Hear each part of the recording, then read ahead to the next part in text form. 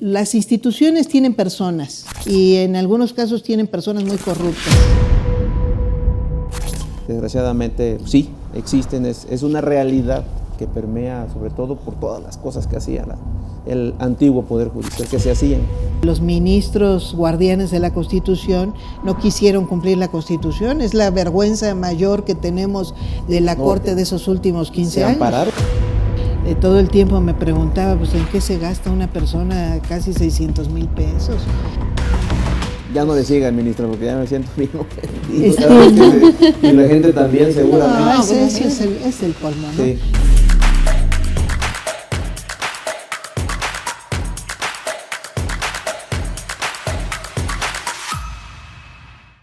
Hola, hola, ¿cómo están, amigas y amigos de Tendencia al Aire? Buenas tardes a todas y a todos. Estamos muy contentos porque estamos con la ministra Lenia Batres, la ministra del Pueblo.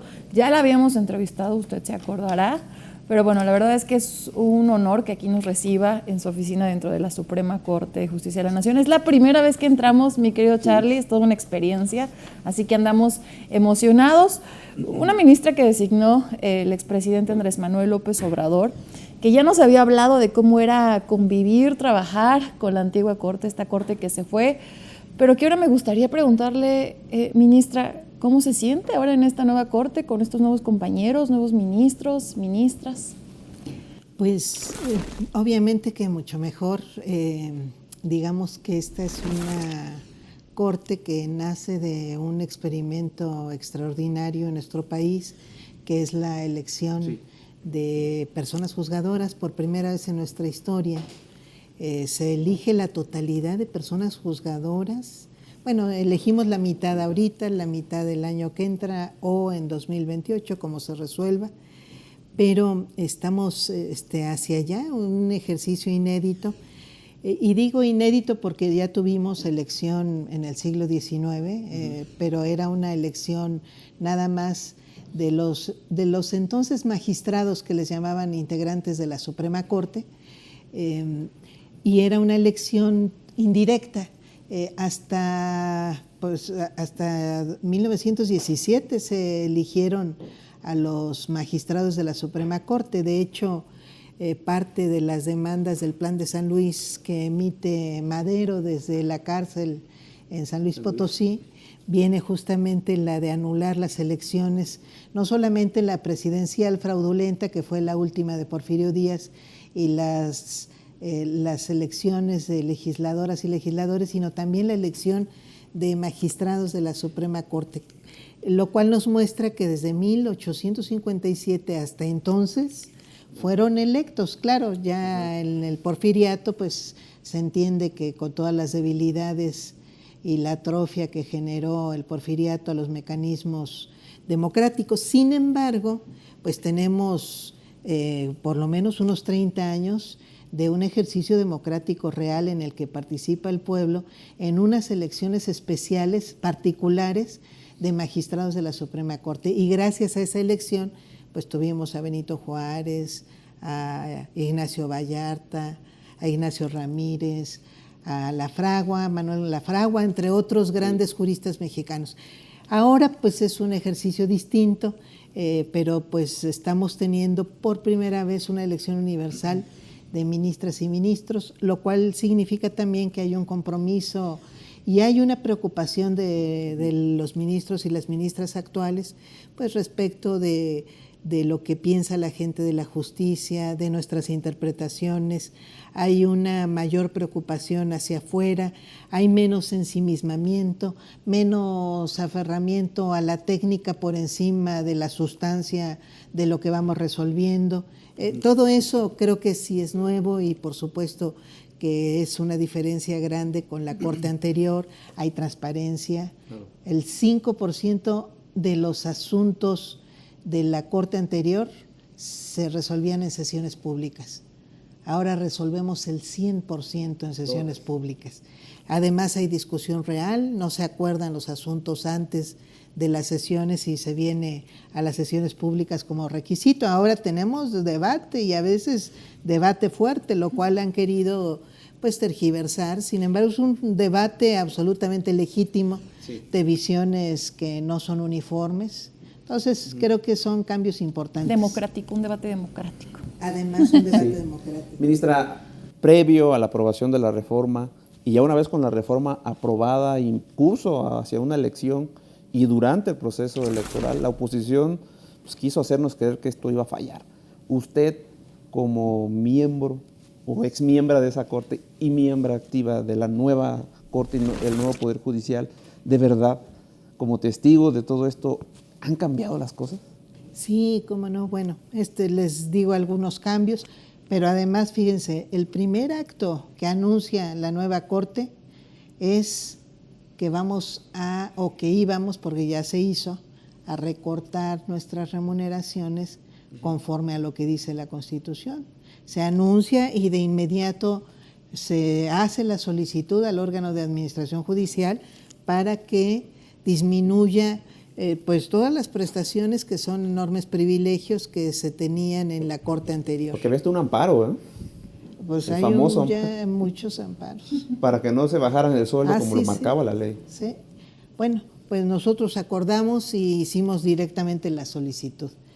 Ese es un primer signo pues, de una Corte que está dispuesta a que a nosotros mismos se nos aplique la ley, que eso, bueno, debería ser obvio, pero no lo fue, porque se trató de una norma vigente desde 2010, que hasta 2025 se nos aplica, y eso por disposición propia de la Suprema Corte.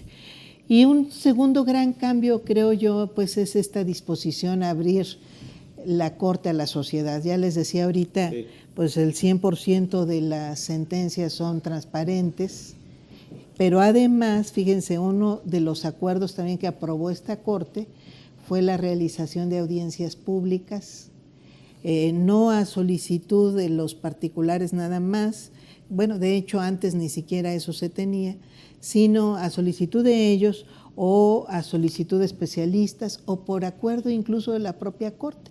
Y ya tuvimos nuestra primera audiencia pública, la tuvimos respecto a la interpretación que hacemos en la Corte para invalidar leyes por falta de consulta a personas con discapacidad. Entonces abrimos una audiencia en la que se inscribieron más de 100 personas físicas y además representantes de organizaciones de personas con discapacidad, y fue un ejercicio de una extraordinaria riqueza en términos de pues lo que vislumbra alguien que vive una circunstancia que de ninguna manera vamos a poder, por más sensibilidad y ganas de entender, pues vamos a vivir quienes no tenemos esas discapacidades. Entonces, pues fue un ejercicio inédito también, pero además muy rico para efecto de nuestras resoluciones. Okay, que antes no.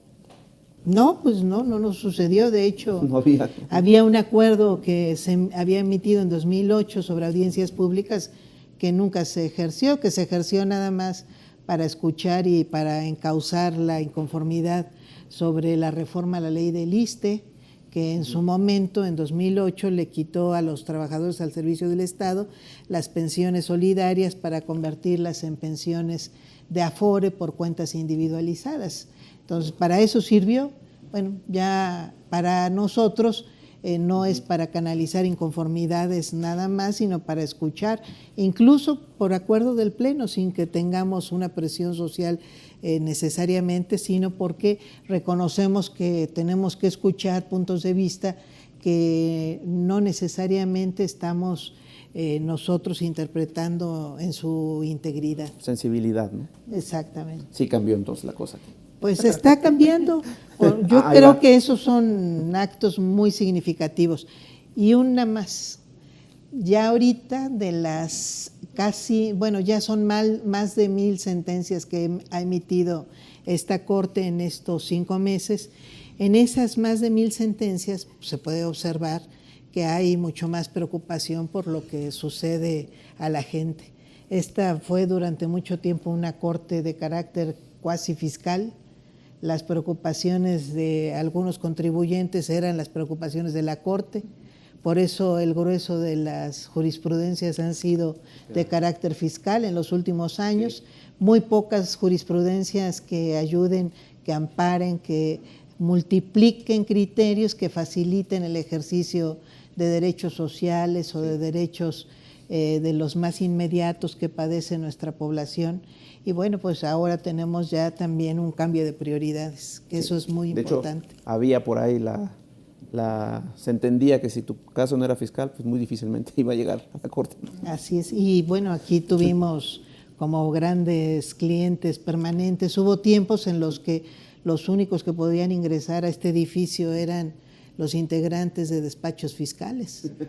Estaba cerrada la puerta físicamente a cualquier visitante, pero aquí veíamos circulando con una familiaridad de oficina en oficina a los integrantes de despachos fiscales, lo cual pues es un signo del cambio. Ya ahora podemos ver que la puerta está abierta, que entran visitantes, que incluso tenemos público, sobre todo de universidades de todo el país, que vienen a ver las sesiones. Este es un cambio grande. A periodistas independientes, nunca habíamos entrado nosotros tampoco. Antes no. Exactamente. Ministra, pues mucha polémica causó la presidencia de la anterior Suprema Corte, la presidencia de la ministra Norma Piña. La última. Me gustaría preguntarle qué le parece esta presidencia del ministro presidente Hugo Aguilar Ortiz, cómo ha sido trabajar con él, cómo ha sido este cambio, porque bueno, usted trabajó con la ministra Norma Piña, pero pues ahora también está con el ministro Hugo Aguilar. No, pues es un cambio enorme. No, con el ministro Hugo Aguilar yo en particular coincido en muchísimas de sus preocupaciones, por supuesto en la que más ha ocupado su tiempo, que es la preocupación por los derechos de los pueblos y comunidades indígenas. Es absolutamente, de hecho, pues había sido una preocupación anterior que no encontraba eco aquí, y a mí me alegra mucho que estemos dándole la importancia que merece, más aún en el marco de una reforma fundamental que se dio el año pasado respecto justamente de los derechos de los pueblos y comunidades indígenas, que además pues requiere mucha interpretación favorable o garantista por parte de la Suprema Corte. Entonces me parece, comparto muchas de sus preocupaciones, creo que ha habido una conducción de las sesiones muy sensata, muy incluyente, muy rápida en términos de agilización de los asuntos. Entonces, claro, había en la anterior Corte, no había precisamente lentitud, pero sí había un sesgo permanente de limitación de los debates, más bien mucha preocupación de que no saliera de un control además sumamente rígido de esos debates. Entonces, bueno, ahora tenemos ya asuntos, a veces nos ocupan algún tiempo, pero ha sido un tiempo sustantivo de debates. Tuvimos ahí algún asunto que nos llevó más de 30 intervenciones, pero pues se debate y se resuelve conforme a los criterios de la mayoría. Entonces, pues estamos teniendo esa forma ahora de llevar los asuntos en la Corte. Era un reto bien difícil porque el pleno de la anterior presidenta pues era un pleno que llevaba 3, 4 asuntos en una sesión.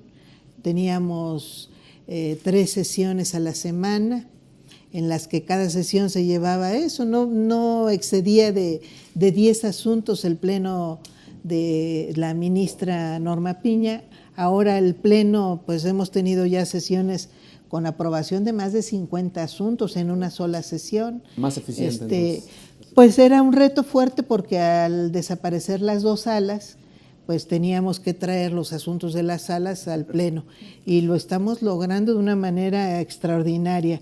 Nos hacíamos la cuenta el viernes pasado que hasta el viernes nosotros ya habíamos resuelto más asuntos que los últimos 5 años resolvió el pleno anterior, en los últimos 5 meses, resolvió el pleno anterior 941 asuntos, funcionando con 10 ministros, porque ya no estaba el ministro Aguilar, el ministro Luis María Aguilar. En el pleno actual, que somos 9 ministros, hemos resuelto en 5 meses 1,040 asuntos.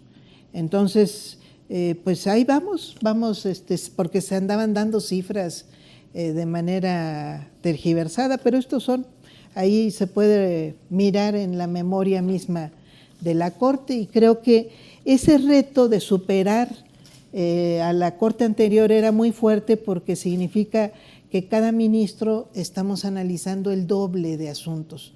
Lo que antes antes solamente veíamos una sala, cada uno de nosotros. En lo particular, pues yo estaba en la segunda sala, entonces analizaba solamente la mitad de los asuntos, que eran los que veía la segunda sala. Ahora todos vemos el 100%. Entonces, el llegar a la misma cifra de lo que resolvía la Corte anterior, pues significa que estamos duplicando cada uno de nosotros pues el análisis de asuntos, y me parece que poder decir que ya ahorita a 5 meses lo estamos logrando, pues no es un asunto menor. Empezamos más lentamente el primer mes, claro, pero estamos acelerando. Esto quiere decir que en el último mes pues logramos pues una cantidad muchísimo mayor de resolución de asuntos por ministro. Y no es que sean carreritas, pero creo que el modelo está funcionando. Pues es que es un reto doble, porque nosotros estamos obligados a resolver con eficiencia, que quiere decir con rapidez, con menos recursos, que además los tenemos. Se nos recortó el 17% del presupuesto respecto al que tuvo la Corte el año pasado. Este año tenemos 17% menos recursos y estamos resolviendo ya más. Entonces, pues eso es eficiencia. Y al mismo tiempo que está resolviendo numéricamente, pues estamos resolviendo con calidad, porque le estamos dando prioridad a lo que tiene impacto en nuestra sociedad. Entonces hemos también ya incluso hasta logrado nuevos criterios sobre pensiones, que eso siempre es muy importante, porque es uno de los principales temas que sí llegan hasta acá, hasta la Corte, que tiene que ver pues con personas que pues esperan una remuneración adecuada a sus últimos años de vida. Sí. Pues es muy importante que nosotros lo estudiemos pues con detenimiento, y se han dado pues también criterios garantistas, y entre otros temas que ha estado resolviendo la Corte en estos últimos meses. Ministra, en las últimas semanas dio usted la nota por varios días, porque pues ahora sí que el debate estuvo buenísimo. Ayúdenos a entender qué es la cosa juzgada fraudulenta, porque es un término que muy poca gente conoce. Ajá. Pero que está bueno antes de entrar en materia. Es un tema importantísimo, porque nosotros cuando vamos a las escuelas de derecho, entre otros principios de derecho que aprendemos, es que hay cosa juzgada. Quiere decir que cuando se llega a una última instancia de revisión de un asunto y se emite una sentencia, esa sentencia alcanza un nivel de absoluta definitividad. Quiere decir que no se puede abrir, es cosa juzgada. Significa, le llamamos también causó estado, decimos en el lenguaje jurídico mexicano. Quiere decir, ya no se puede revisar nada. Y una vez que alcanza ese estatus, se archiva el asunto. Es más, así decimos, archívese como asunto total y definitivamente concluido, porque causa estado.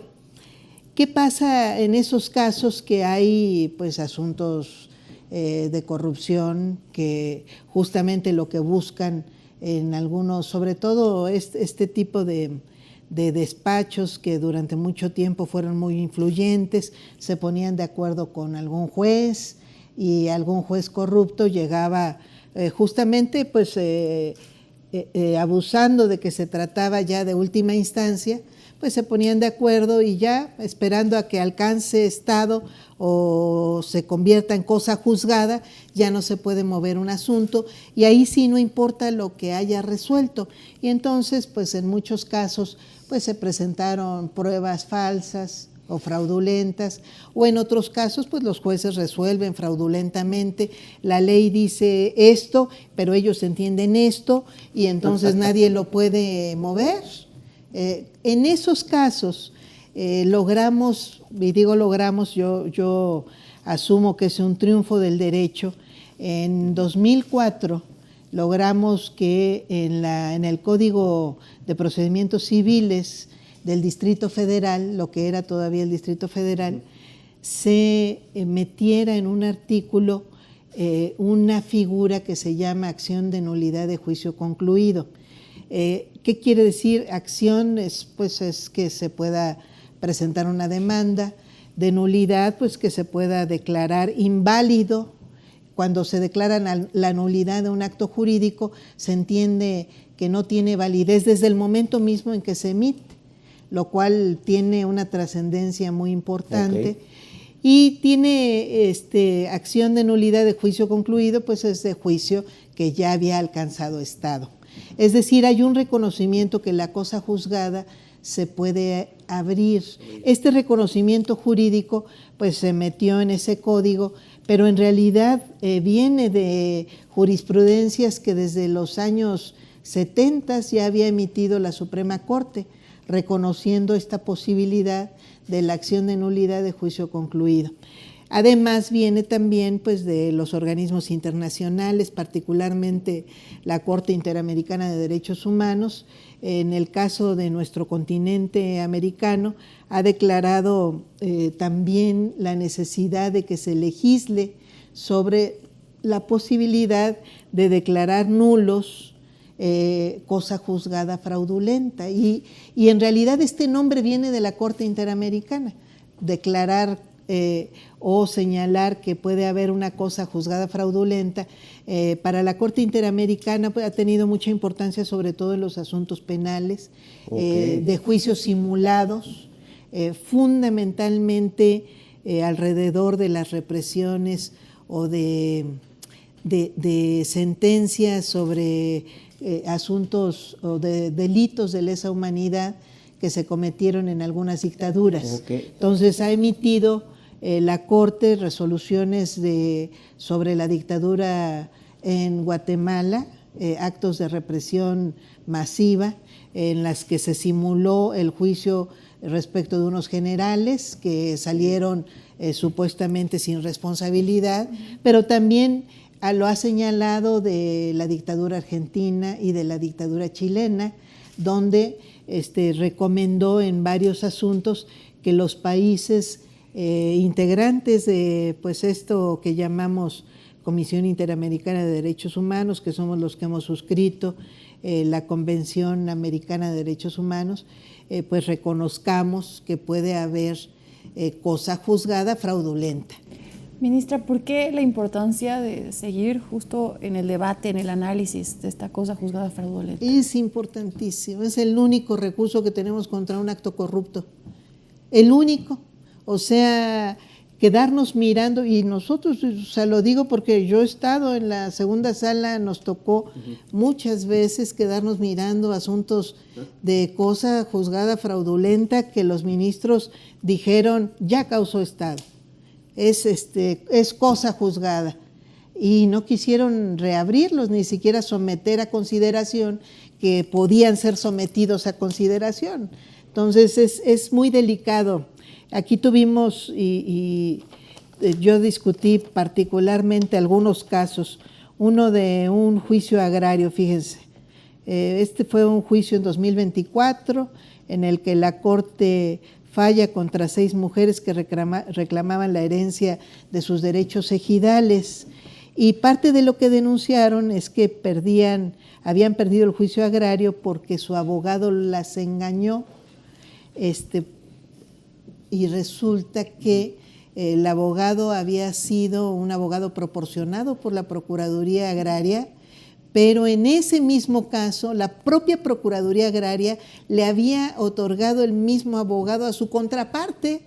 Entonces, eso que está absolutamente contraindicado, que un abogado pueda ser abogado de las dos partes, en este caso se permitió supuestamente porque era abogado de la Procuraduría Agraria, pero pues es un hecho absolutamente irregular. Entonces, lo que alegan estas mujeres es que se les denegó la justicia, que no pudieron defenderse porque ese abogado en cualquiera de los casos iba a defender a unos en contra de las otras en este caso, y no se quiso en este caso reponer el procedimiento. A pesar de que era evidente, claro. Era muy evidente, pero además era evidente el fraude que había cometido el abogado, porque además de no haber defendido a sus supuestas defendidas, sí, además había fallado o había determinado defender a quien a todas luces no tenía la razón, que eran unos pequeños propietarios que recibieron las parcelas ejidales de estas personas, las recibieron en contravención del propio ejido, que no había realizado ninguna asamblea que permitiera fraccionar y vender, que era finalmente de lo que ellas se quejaban, vender sus parcelas. O sea, en todo caso, fueran o no fueran ellas las beneficiarias de esas parcelas, que ese era otro tema, sí, no tenían la autorización de la Asamblea Ejidal para realizar esta venta. Entonces, bueno, fue un hecho de absoluta notoriedad de un caso de cosa juzgada fraudulenta, pero aquí hablamos de los intereses de unas personas determinadas. Tuvimos dos casos más tremendos de escándalo, uno en contra de la Comisión Federal de Electricidad, que imagínense, venían de un juicio en el que un municipio denominado Tecpatán le estaba exigiendo a la Comisión Federal de Electricidad que hiciera efectiva una sentencia obtenida más de 10 años antes a favor de otro municipio, porque ese municipio todavía no se creaba, por el no pago de impuesto predial de la superficie que ocupa la presa Malpaso. Bueno, tenemos un artículo 115 de la Constitución que dice que ninguna entidad pública federal paga impuesto predial. Entonces hubo un juez que obligó a la CFE a o emitió una sentencia obligándola a pagar un impuesto predial en favor de un municipio. Años después se divide y resulta que el municipio dividido, en el que ya ni siquiera está la superficie de la presa, le exige al juez que se cumpla esa sentencia, y resulta que la Corte no quiere revisar ese asunto en el que la CFE para ese momento se supone que ya adeuda 3.575 millones por el no pago de un impuesto predial que no tiene por qué pagar de un terreno que ocupa una presa que no está en el municipio que exige el pago. O sea, un asunto absolutamente fraudulento. Bueno, claro, ahí está firme el adeudo de CFE. Y luego vimos otro asunto que también escandaloso de una supuesta construcción de un libramiento en el estado de Puebla. Resulta que el gobierno del estado le paga a una empresa 640 millones de pesos por la construcción del libramiento, pero la empresa ni siquiera inició la obra. Y eso fue en 2009. En 2023 viene a la Corte a pedirle que le pague por el contrato que fue rescindido, dice la empresa, de manera injustificada. Pues eso le exigió a un tribunal de justicia administrativa que le dio la razón, y cuando intenta el estado de Puebla defenderse, resulta que desaparece la sala superior de ese tribunal, no hay instancia ante la cual quejarse, van a un amparo buscando que ahí se puedan quejar, y le dice el juez de distrito: yo no soy competente, el competente o la competente es la Sala Superior del Tribunal de Justicia Administrativa, pues sí, y entonces se queda sin instancia para poder exigir justicia el gobierno de Puebla, y la Corte decide validar este supuesto adeudo como cosa juzgada, y ahora deben pues los 640 millones más intereses y recargos de 2009 a la fecha.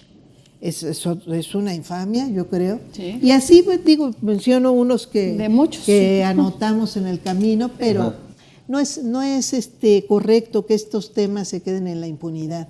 Claro. Y por lo menos si existen estas figuras ya aceptadas en el derecho, pues yo creo que nos corresponde hacerlas valer. Ahora, hay que comentar que el debate se da muy fuertemente porque en un primer momento quien alega que hay cosa juzgada no tiene nada que ver con el asunto, que es por una atracción de un crédito fiscal de la empresa FEMSA, que dice ya debatió la Corte la atracción y rechazó que se atraiga el asunto, se está reabriendo y entonces pareciera que estamos reabriendo el asunto cuando días después volvemos a discutir la atracción y la Corte decide atraerlo. No, en realidad lo que dice la ley es que nosotros podemos discutir las veces que sea una atracción siempre y cuando no se haya resuelto, es decir, siempre y cuando no haya cosa juzgada. Entonces no tenía nada que ver. Y luego discutimos aquí otro tema que fue muy interesante de un asunto civil. En realidad un esposo alega la quiebra de su empresa para quitarle la casa que dice que es de la empresa a una esposa que además recibe la ocupación de la casa del ex esposo, la recibe como pago de alimentos. Entonces, a través de un juicio mercantil que declara la quiebra de la empresa, el esposo se quiere deshacer de una obligación civil. ¿Qué hace la ex esposa? Presenta una acción de nulidad de juicio concluido y alega que se trata de un acto civil. Entonces llega aquí a la Corte meses después de que la Corte decidió interpretar este artículo del Código Civil del Distrito Federal, todavía se llama así, que permite la acción de nulidad de juicio concluido, la limita la Corte a los temas civiles. Entonces, la esposa pues, o la exesposa lo que dice es, pues es un asunto civil, no es un asunto mercantil, no estoy discutiendo la quiebra de la empresa, estoy discutiendo que me quiten la forma en la que mi exmarido me está pagando alimentos o en todo caso que la sustituya. Eso es lo que discutíamos días después, que quedó ya interrumpido porque rechazamos una sentencia que estaba interpretando que no procedía justamente la acción de nulidad de juicio concluido, es decir, que no procedía no abrir esa cosa juzgada fraudulenta. Entonces vamos a rediscutirlo con un nuevo proyecto, ya returnado el anterior, y pues vamos a ver qué resulta de esta nueva discusión. Pero esa es la importancia yo creo que es muy grande, y aquí me remonto a un hecho histórico.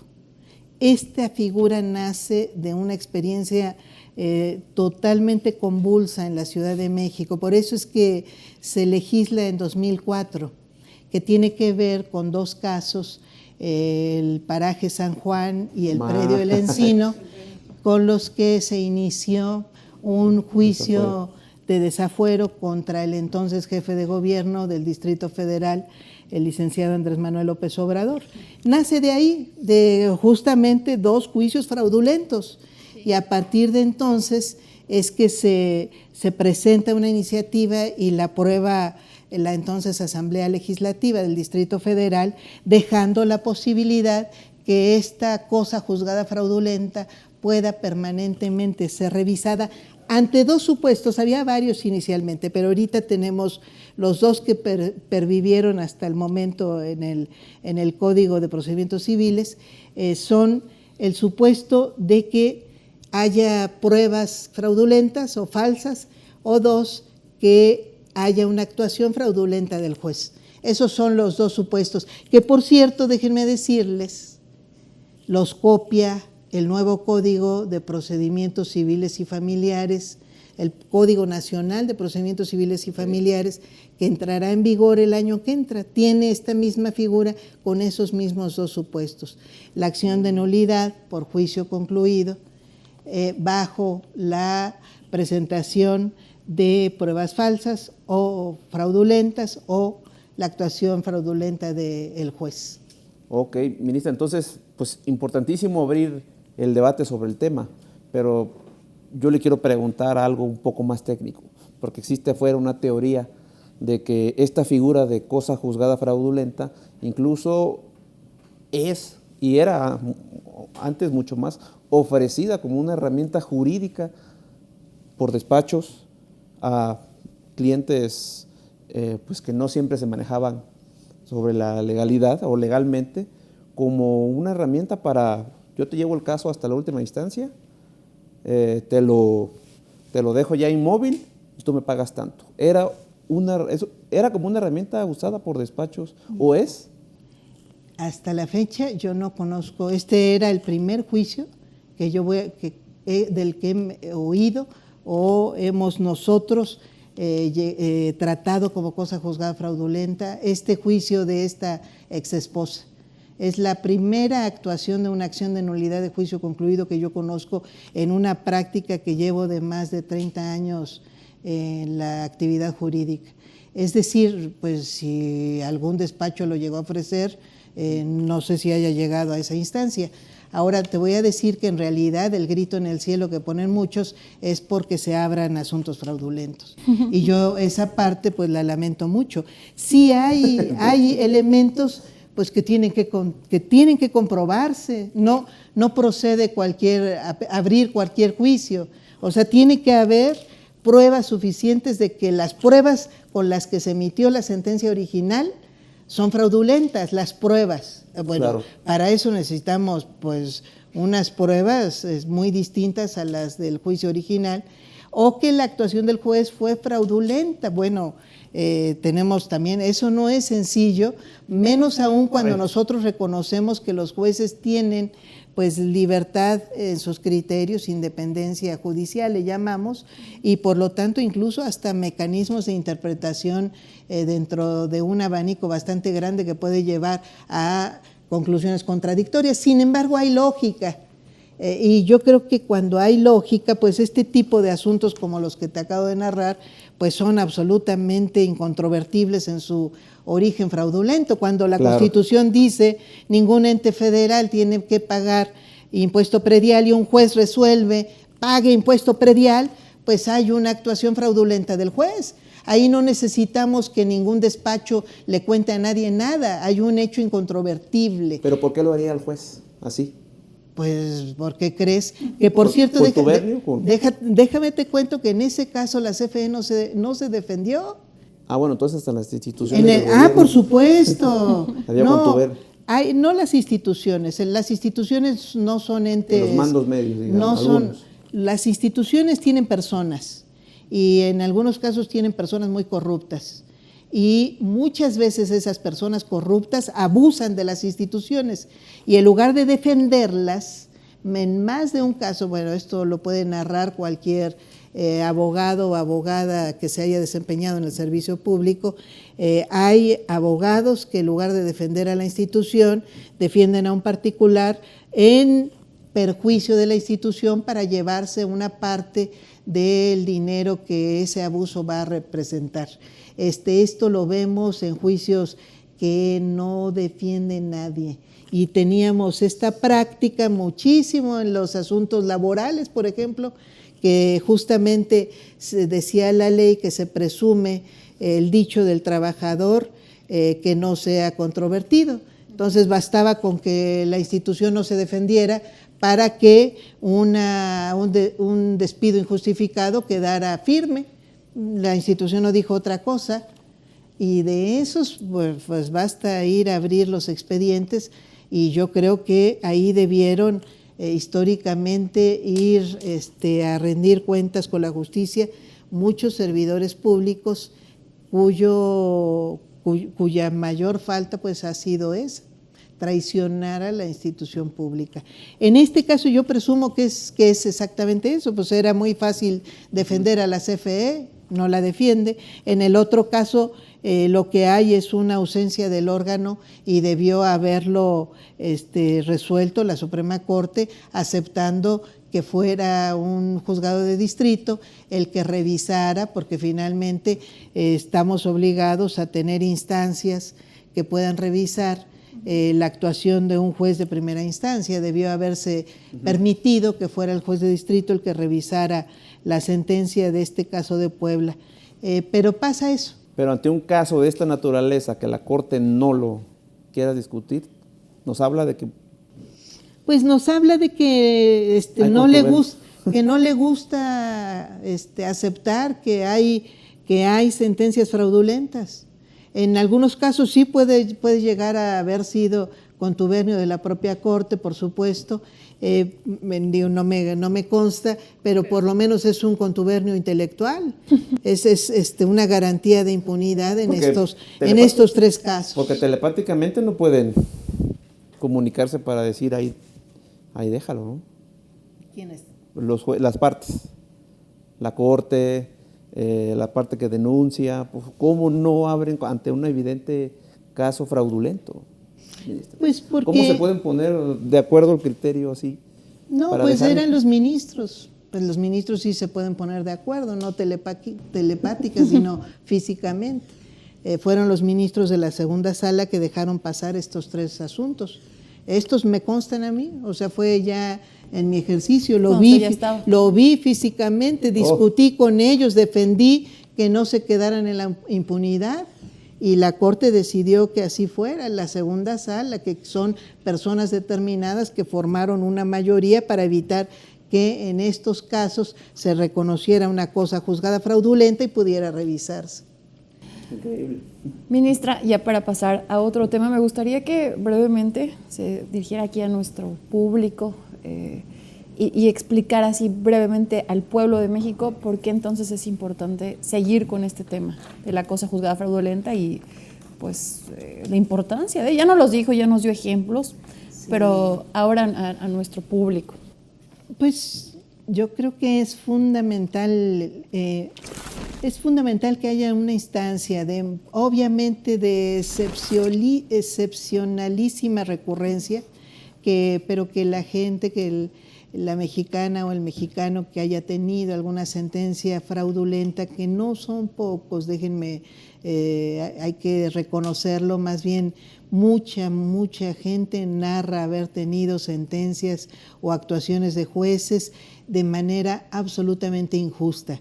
Entonces, en sentencias de este tipo no es que debiera ser una instancia regular, que todas las sentencias debieran presumirse fraudulentas de ninguna manera, pero donde sí podamos nosotros acreditar que se presentaron pruebas falsas, que el juez está torciendo absolutamente su interpretación jurídica al grado de que basta leer el contenido de la sentencia y de la ley para concluir que hay pues ausencia de coherencia, al grado de además llevar a perjudicar a una persona determinada, a un ente público, a una institución privada, persona física, persona moral, a quien sea, pero que está viviendo una injusticia, pues que tiene esta posibilidad de comprobar que además esa es una figura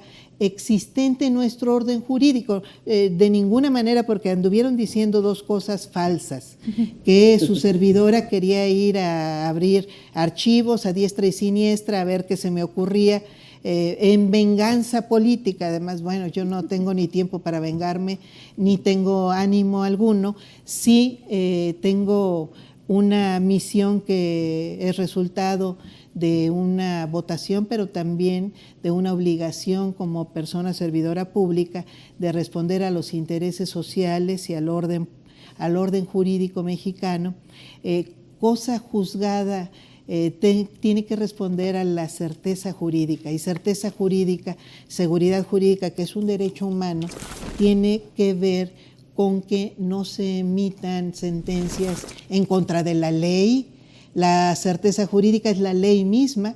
Si tenemos jueces que tuercen su sentido, pues tenemos una figura que no es fácil de recurrir, que tiene que tener muchas pruebas, pero a la que en última instancia podemos nosotros recurrir, no ante la Corte directamente, sino ante los juzgados correspondientes.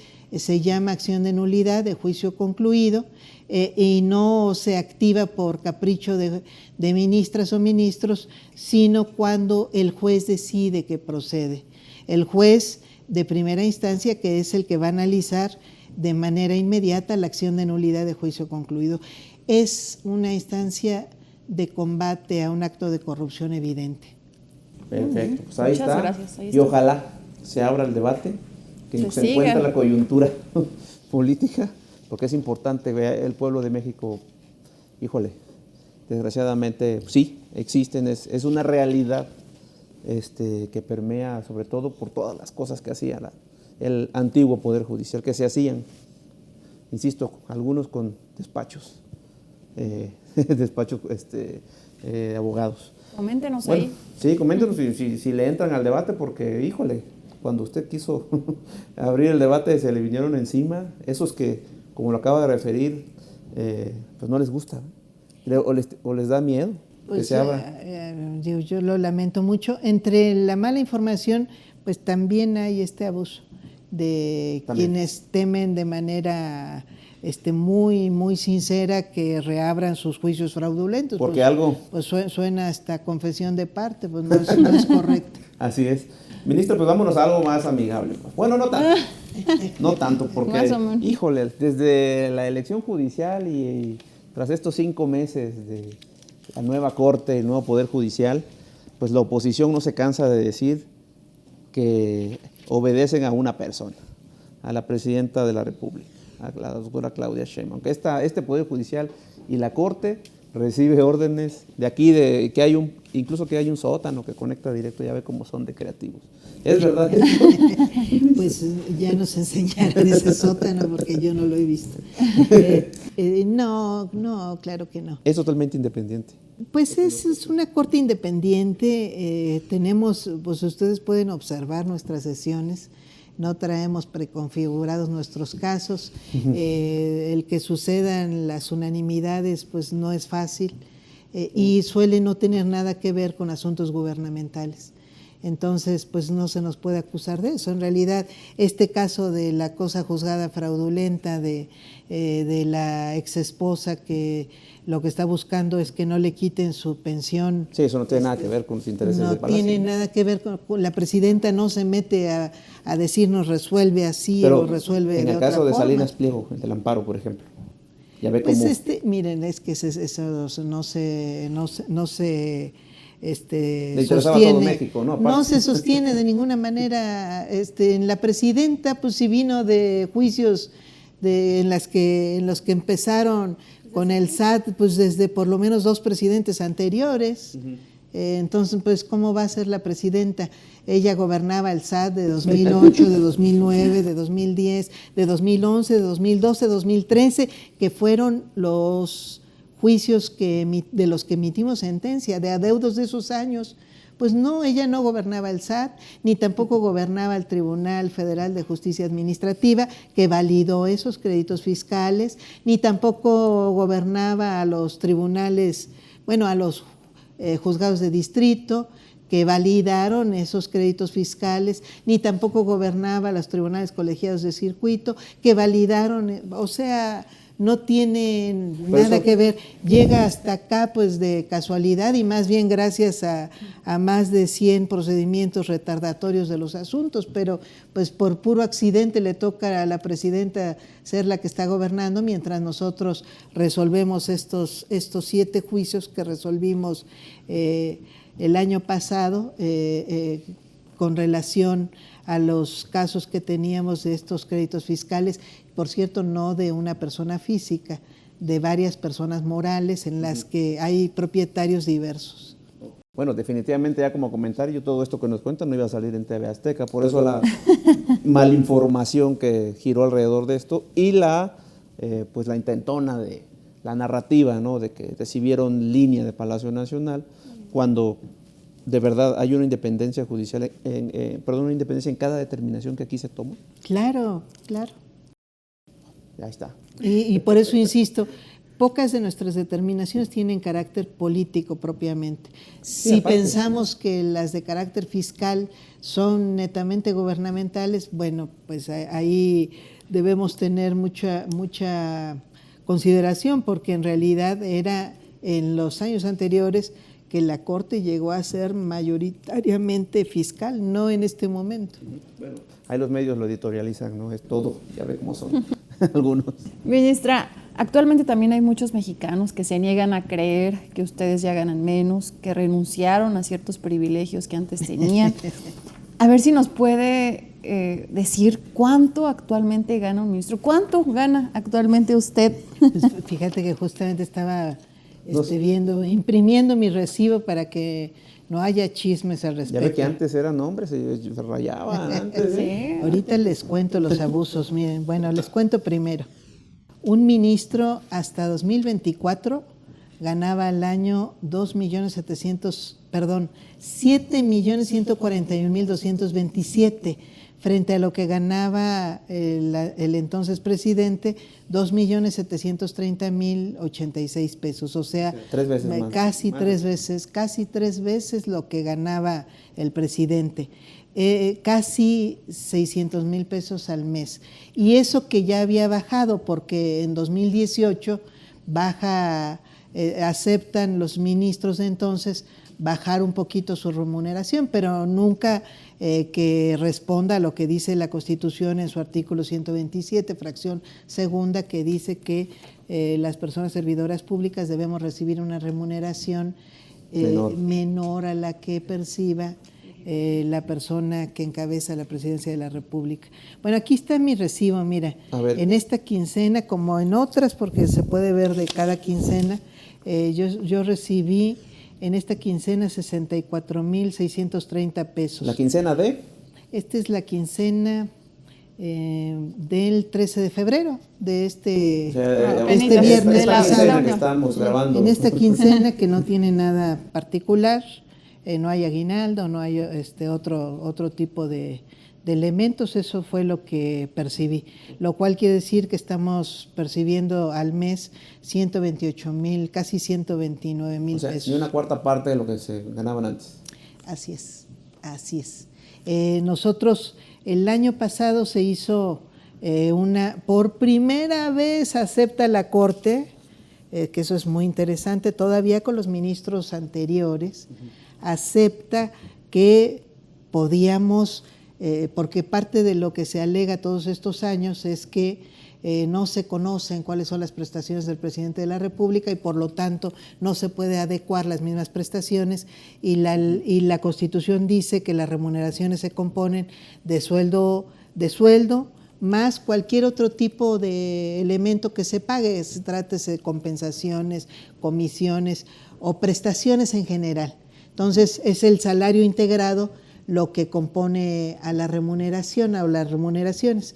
Entonces lo que alega los ministros es que no se pueden disminuir sus remuneraciones porque no saben cuánto percibe el presidente de prestaciones.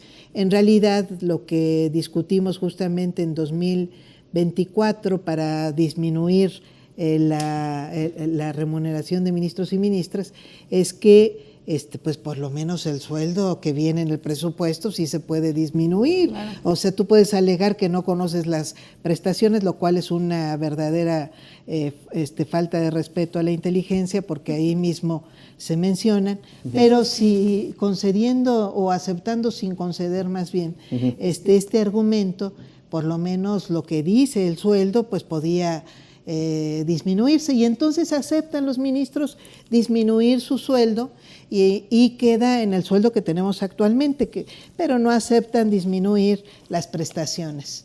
Entonces, por eso es que hasta ahorita que entró la nueva Corte, es que ya tenemos una remuneración menor a la de la persona titular de la Presidencia de la República. Pero pues eso de aceptar que podía disminuirse el sueldo, aunque quedara las prestaciones supuestamente sin conocerse, pues eso lo pudieron haber hecho en 2010 Sí. y lo hacen hasta 2024. Ya cuando se iban. O sea, para efecto de 2025. Sí.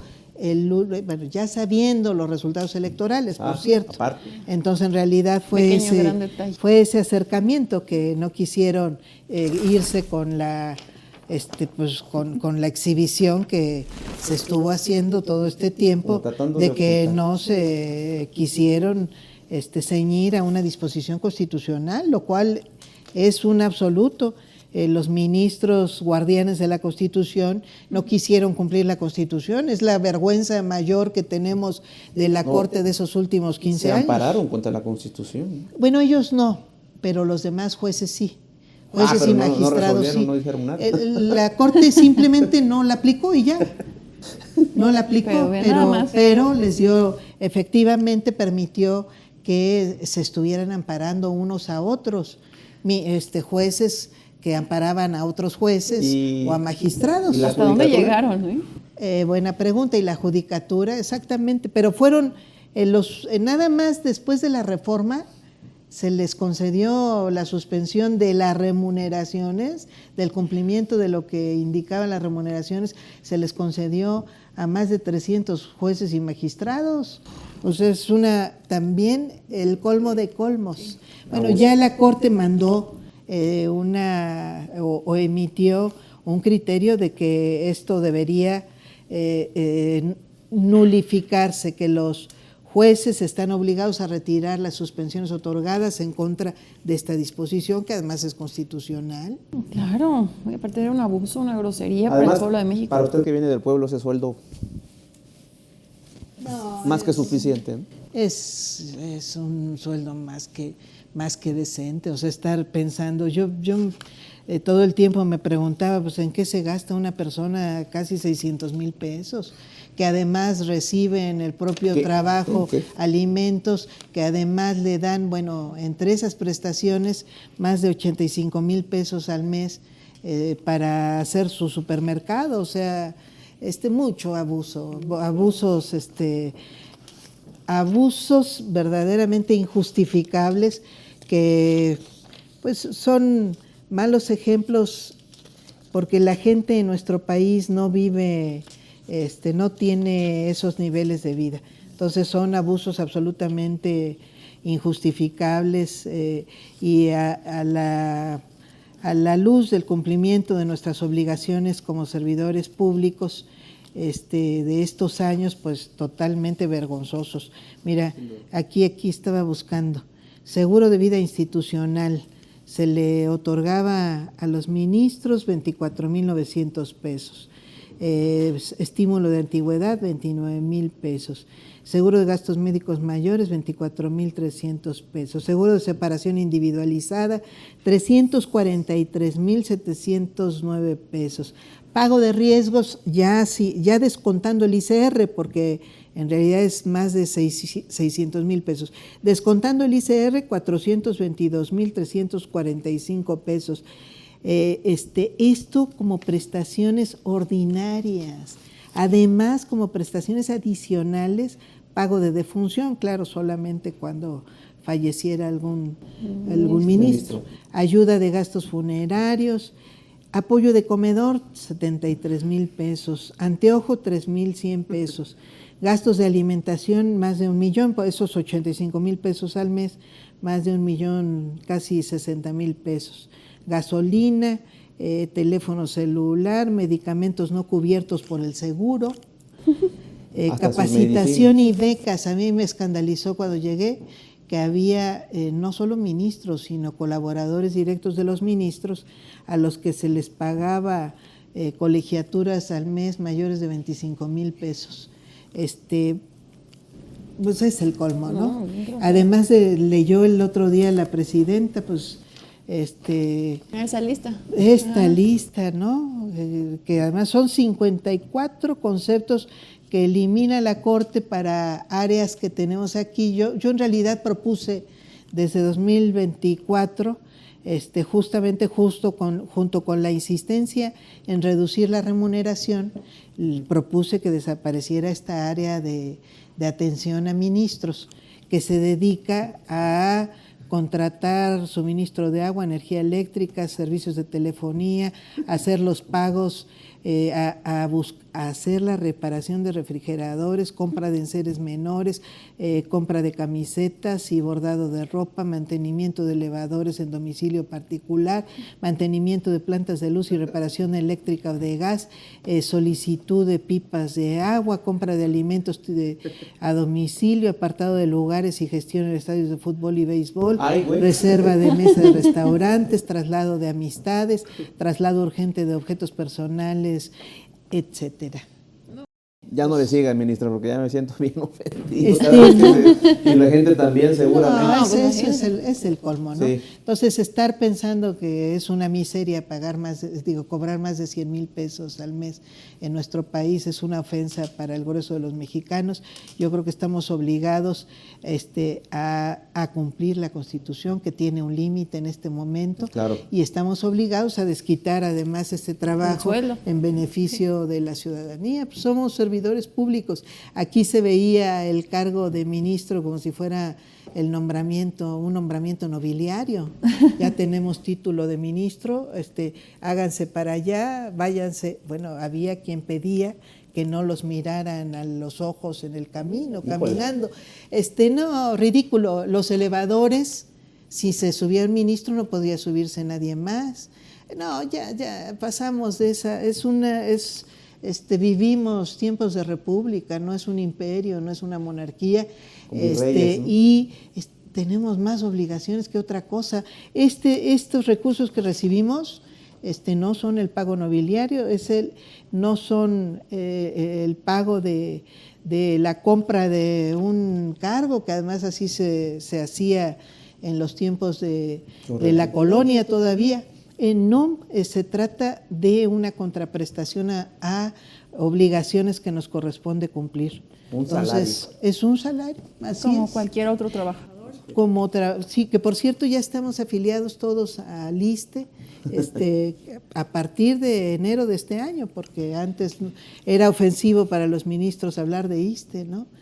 No, pues no. El ISSSTE era para otros trabajadores, no para nosotros los servicios privados. Así es, decía Andrés Manuel, si quieren vivir como reyes, pues váyanse al sector privado. Ahí. No, pues, tantos despachos que los hubieran contratado, ¿verdad? Pues son muy buenos abogados. Así es. Ya hablando de otra cosa, bueno, seguimos con no tan amigables cosas, porque híjole, todo lo que respecta a su ponencia los hace enojar en la oposición. Y una de las preguntas que todos tenemos, quizás porque no nos ha quedado claros, es ¿cuántos asesores hay en su ponencia? Mis famosos asesores. Yo no tengo un solo asesor. Hay en este momento en mi ponencia 83 colaboradores que ocupan cargos de secretario de estudio y cuenta, que son células, en realidad son pequeños grupos que funcionan como un juzgado. Tengo 8 secretarios de estudio y cuenta, que son como 8 unidades, que lo que hacen es, en los casos que nosotros nos toca atender completos, como son las controversias constitucionales o las acciones de inconstitucionalidad, pues llevamos el juicio completo, llevamos la audiencia, notificaciones, hacemos lo que hace cualquier juzgado. Tengo pues esta cantidad de unidades, porque les insisto, cada secretario de estudio y cuenta es como una unidad jurisdiccional, y lo que hacen estos abogadas y abogados fundamentalmente, pues es ayudarme a hacer una propuesta, un proyecto. Diario discuto con ellos esos avances. Su servidora en estos últimos 2 años de la Corte anterior emití 654 sentencias, que obviamente no las hubiera podido hacer yo solita.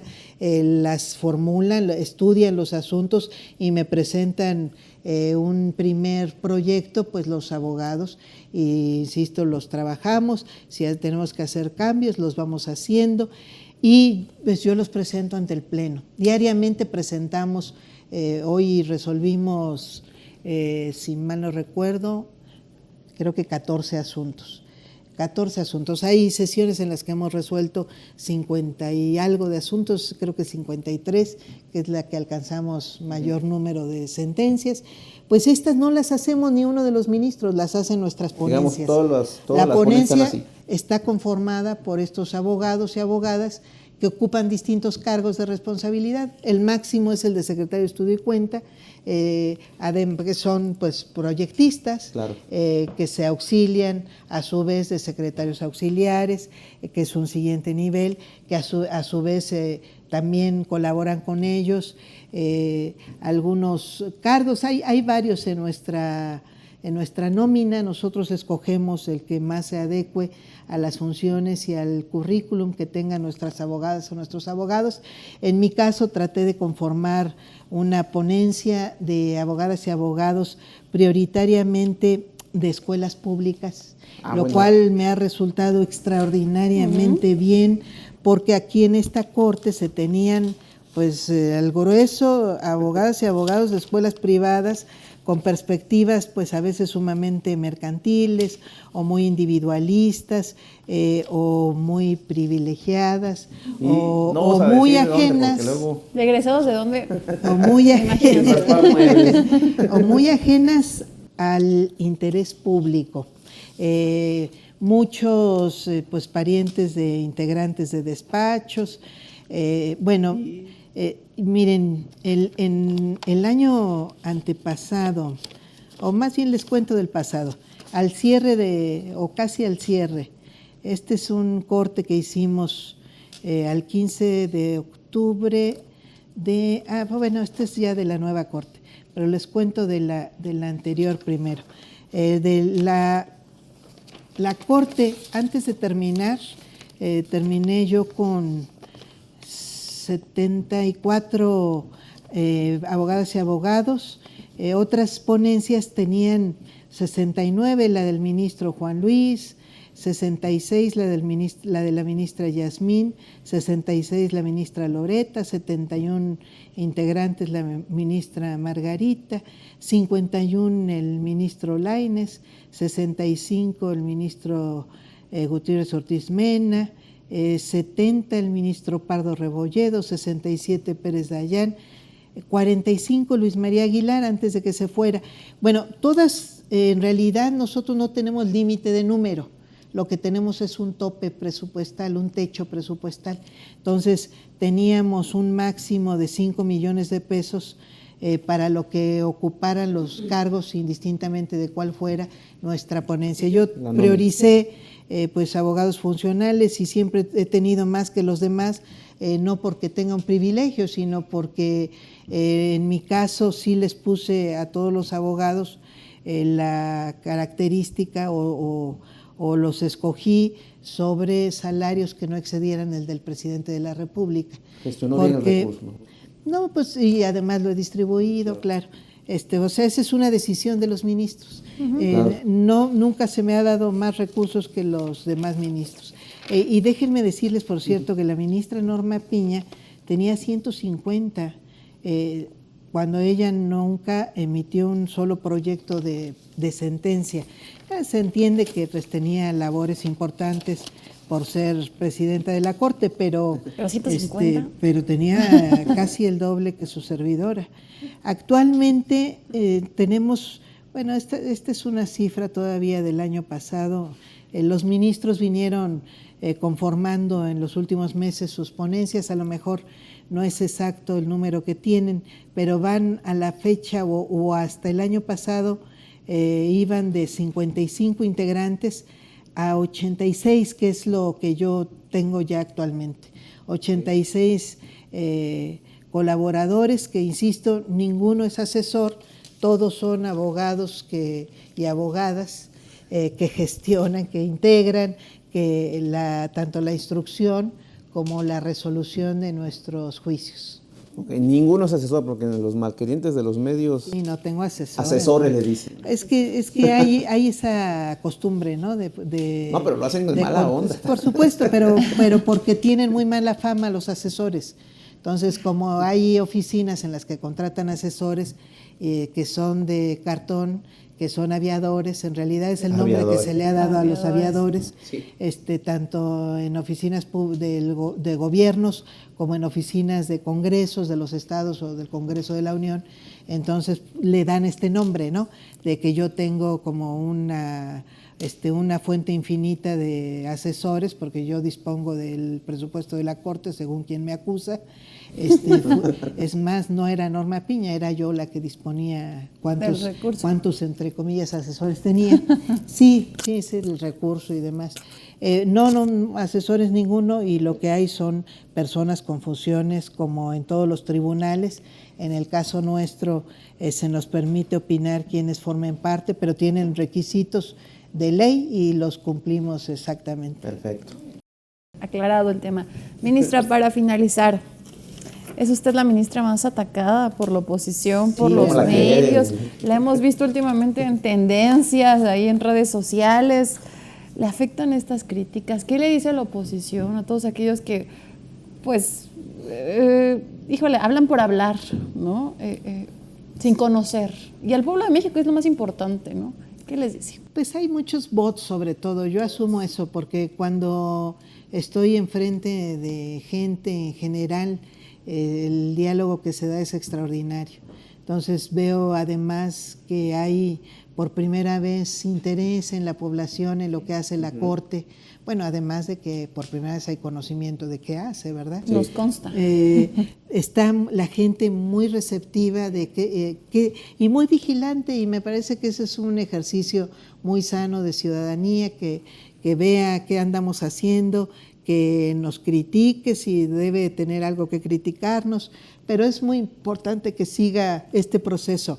El éxito de la democracia no solamente está en el momento de momentos definitorios como el nombramiento, en este caso por elección de jueces, magistrados, ministros, juezas, magistradas, ministras, sino fundamentalmente de la vigilancia que tenga la gente de que hagamos nuestras funciones conforme a derecho, conforme a nuestras obligaciones, pues, de defensa en este caso de la constitucionalidad, del orden público, de defensa de los bienes nacionales, de la soberanía, de la rectoría que tiene el Estado sobre la actividad económica. Todo esto no son invenciones de su servidora, está en la Constitución Política de los Estados Unidos Mexicanos, de defensa de los derechos humanos, tanto los individuales como los colectivos o los sociales. Es una obligación de las personas juzgadoras. Entonces, pues bienvenida cualquier opinión, siempre y cuando sea de personas existentes materialmente y no de robots contratados por alguna persona muy resentida, por lo visto, algún deudor fiscal, con lo que estamos haciendo. Hay gente que está muy enojada. Ya en el caso de las personas juzgadoras, afortunadamente me consta que se ha ido integrando muy bien, de quienes estaban antes a quienes están ahorita y siguen en el Poder Judicial, que hay una asimilación cada vez mayor y de manera mucho más orgánica de todo este proceso, que quienes eran más adversos a la reforma se fueron, y se fueron además en condiciones pues sumamente favorables, y creo que está bien que se queden quienes tienen vocación de servicio. Eso es muy importante, quienes además están dispuestos a recibir una remuneración conforme a la Constitución, que no vienen a sentirse o a vivir el privilegio que da estar en este poder, sino que vienen pues a cumplir con un servicio público. Creo que eso es muy importante. Entonces, pues que digan lo que quieran, pues lo que yo sienta, pues no es tan importante como el por qué atacan tanto, y bueno, si atacan porque estamos concluyendo una fase ominosa de un poder judicial que trabajaba al servicio de unos cuantos, y si atacan porque les molesta que estemos construyendo un poder judicial que cumpla con nuestro orden jurídico mexicano, con lo que dice la Constitución Política de los Estados Unidos Mexicanos, pues que se quejen lo que gusten, porque vamos a seguirlo construyendo. Que sigan atacando, usted va a seguir trabajando. Así es, trabajando en favor del pueblo, que es el que nos puso y al que le debemos rendición de cuentas, por Claro. supuesto. Así es. Pues ministra, le agradecemos muchísimo a nombre de nuestro público y quienes hacemos este podcast.